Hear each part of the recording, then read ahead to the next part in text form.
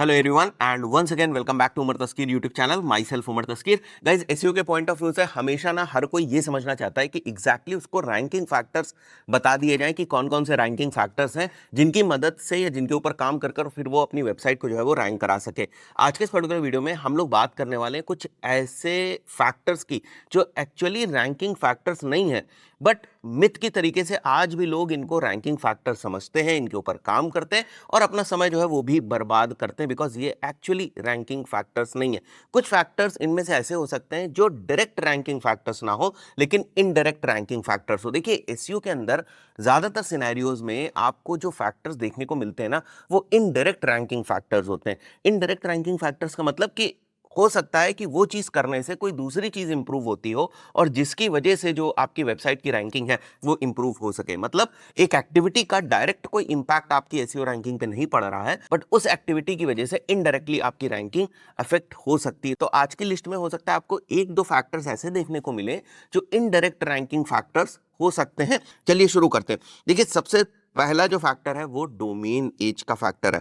अब directly domain age कोई ranking factor नहीं, मतलब अगर आपने कोई डोमेन खरीद के रख लिया और उस डोमेन को 5 इयर्स हो गए और आप सोचे कि उस डोमेन की पार जो है वो बढ़ती जा रही है, अब मैं इसके ऊपर कुछ काम करूंगा तो मुझे अच्छे रिजल्ट जो है वो देखने को मिलेंगे, एसईओ में मेरे को एडवांटेज देखने को मिलेगा। ऐसा बिल्कुल नहीं होने वाला है। देखिए पुराने डोमेन से फायदा आपको तब मिलता है जब उन डोमेन्स के ऊपर कुछ काम हुआ हो। मान के चलते हैं एक बहुत ही पुराना डोमेन है और उसके ऊपर बहुत सारे जो बैकलिंक्स हैं वो बनाए गए हैं, वहां पर हम कह सकते हैं कि ये वाला जो डोमेन है वो हमारे लिए यूजफुल हो सकता है एसईओ के पॉइंट ऑफ व्यू से, बिकॉज डोमेन की एज के साथ जिन फैक्टर्स के ऊपर काम करना चाहिए था उन फैक्टर्स के ऊपर काम हुआ, उनमें इंप्रूवमेंट हुआ और फिर वहां से आपको जो एसईओ में एडवांटेज है वो मिल सकता है। यहां पर हम लोगों ने इसी पॉइंट को एक्सप्लेन किया हुआ है। But some things gets better with age, that is the reason people consider domain age as a ranking factor, but directly domain age कोई भी रैंकिंग फैक्टर नहीं है।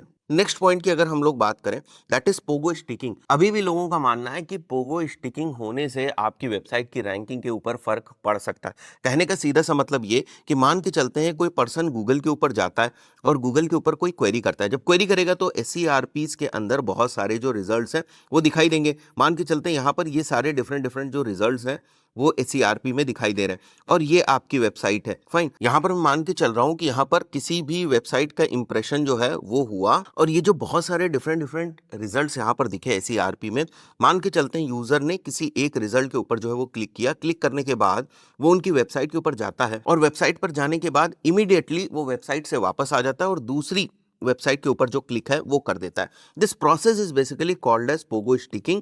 और लोगों को ये लगता है कि अगर ये पोगो स्टिकिंग हो रही है विच मीन्स दैट गूगल को ये लग रहा है कि ये वाली जो वेबसाइट है वो यूजफुल नहीं है और इसकी रैंकिंग को जो है वो डाउन कर देना चाहिए। बट ऐसा नहीं है। देखिए गूगल अभी भी समझता है कि यूजर की इंटेंट क्या है, तो हो सकता है वो उस इंटेंट के ऊपर उस वेबसाइट को डाउन कर दे, बट वो वेबसाइट उस इंटेंट के लिए बनी ही नहीं थी। बट लोगों को क्या लगता है कि पोगो स्टिकिंग से वेबसाइट्स डाउन हो रही हैं और उसका एसईओ ठीक तरीके से नहीं हो रहा है। देखिए थर्ड जो मिथ है वो मेंशन और लिंक्स से रिलेटेड है। ये डिफरेंस आपको समझ में आना चाहिए कि मेंशन लिंक्स नहीं है। आपकी वेबसाइट की अथॉरिटी लिंक्स से बनती है।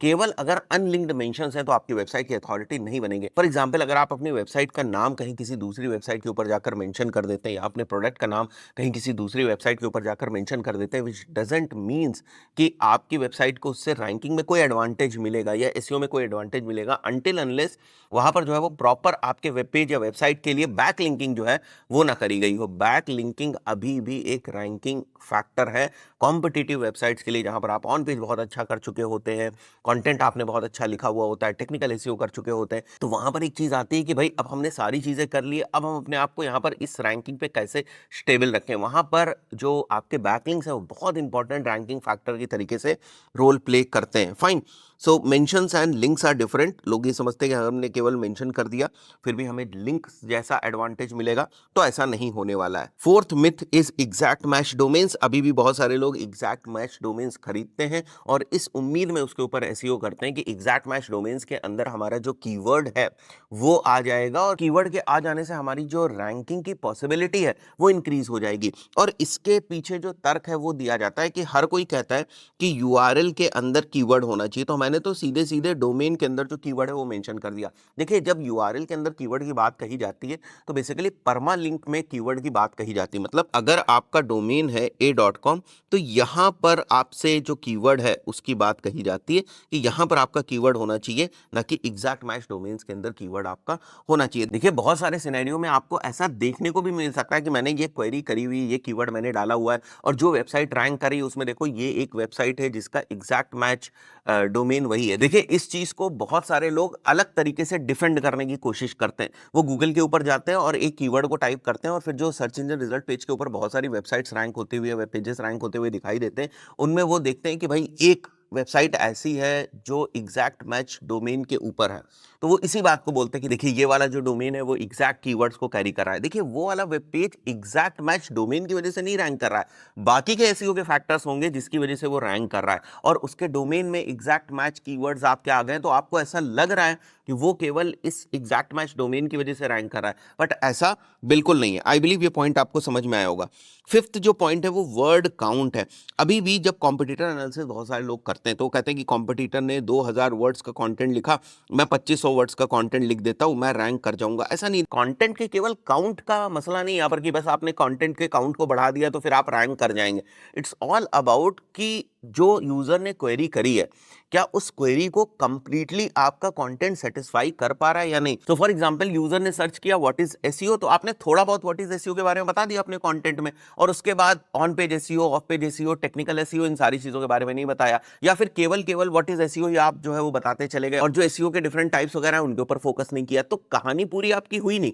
मतलब यूजर जब what is SEO query type कर रहा है तो वो what is SEO, on page SEO, off page SEO, technical SEO, इन सभी चीजों को समझना चाहते हो तो सारी चीजें आपकी समराइज होनी चाहिए आपके कंटेंट में, देन ओनली आपका कंटेंट जो है वो वैल्यूएबल कंटेंट होगा और यूजर की क्वेरी को सेटिस्फाई करेगा। तो अगर आप केवल व्हाट इज एसईओ के ऊपर पूरा सारा कंटेंट लिख डालेंगे 3000 वर्ड्स का, और किसी ने 2500 वर्ड में बहुत अच्छे तरीके से स्ट्रक्चर्ड वे में समझाने की कोशिश करी कि एसईओ क्या होता है, फिर उसने समझाने की कोशिश करी कि ऑन पेज एसईओ क्या होता है, फिर उसने बताया ऑफ पेज एसईओ क्या होता है, तो डेफिनेटली बात है कि उसके कंटेंट में डेप्थ है। और देखिए जब मैं कंटेंट डेप्थ की बात कर रहा हूं ना, इसका मतलब ये है कि वो कंटेंट यूजर को कितना सेटिस्फाई करता है। नेक्स्ट मिथ की बात करते हैं, that is basically paid traffic on website doesn't help SEO. देखिए बहुत सारे लोग अभी भी ये समझते हैं कि अगर हमने गूगल एड्स रन कर दिया और उससे हमारी वेबसाइट के ऊपर ट्रैफिक आ गया, तो क्योंकि हमारी वेबसाइट के ऊपर ट्रैफिक आ रहा है तो गूगल को लगेगा कि ये अच्छी वेबसाइट और हमारी वेबसाइट को रैंकिंग में हेल्प मिलेगी। ऐसा नहीं है, और पेड ट्रैफिक का कोई भी लेना देना एसईओ से नहीं है।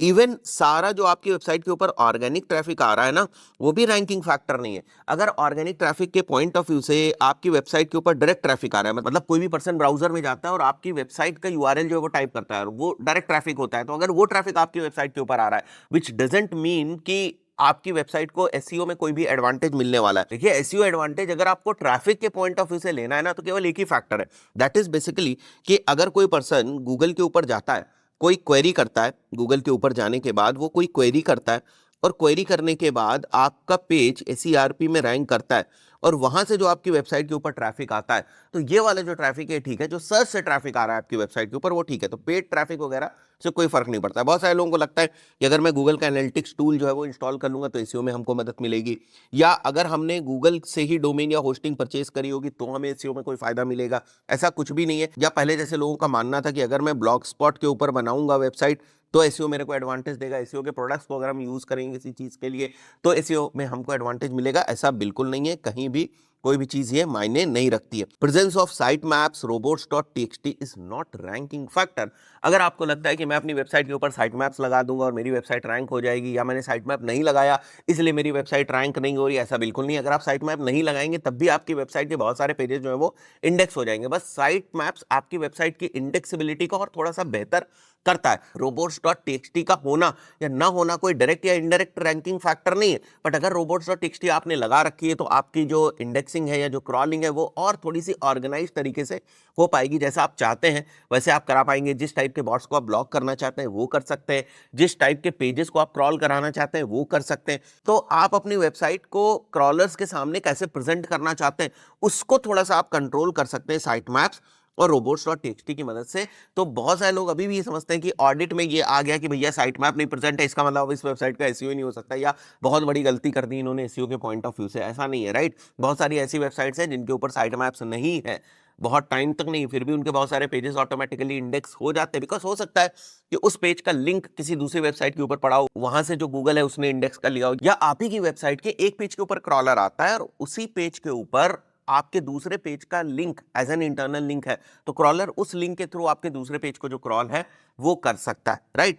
तो site maps on robots.txt important जरूर है, बट यही रैंकिंग के लिए रिस्पॉन्सिबल है, ऐसा बिल्कुल नहीं।